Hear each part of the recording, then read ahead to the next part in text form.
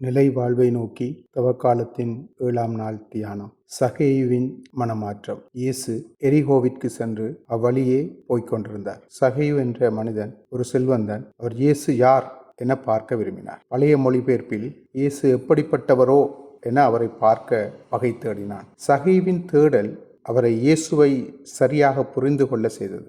இயேசு யார் என்ற தேடல் அவசியமானது. மத்தேயு 16:13 வருகின்ற பகுதியிலே இயேசு சீடர்களிடம் கேட்டார், மானிட மகன் யார் என்று மக்கள் சொல்கிறார்கள்? நீங்கள் நான் யார் என்று சொல்லுகிறீர்கள்? உங்களிடத்தில் அல்லது மக்களிடத்தில் நான் யார் என்ற தேடல் இருக்கிறதா? அவரை தேடுகிறவர்கள் அவரை கண்டடைவார்கள். சகேயுவின் தேடல் இதுதான். இயேசு யார்?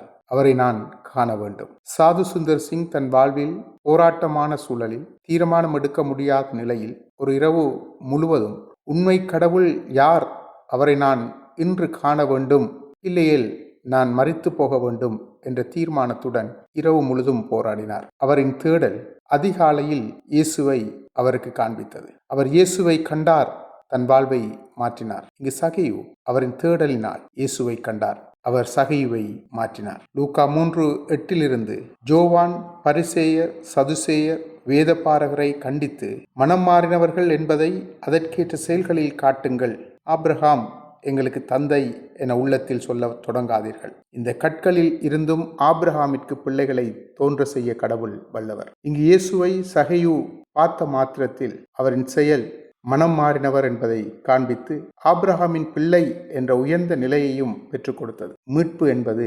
மனமாற்றத்தை தோற்றுவித்து புது வாழ்வை தருகிறது, மறுபடியும் சமூகத்துடன் இணைத்து வைக்கிறது. காலம் நம்மை நாம் திரும்பி பார்த்து மனம் மாறும் காலம். இக்காலத்தில் இயேசுவை நாளாந்தம் நாம் தேடுவோம், நிலை வாழ்வை உரிமையாக்கிக் கொள்வோம்.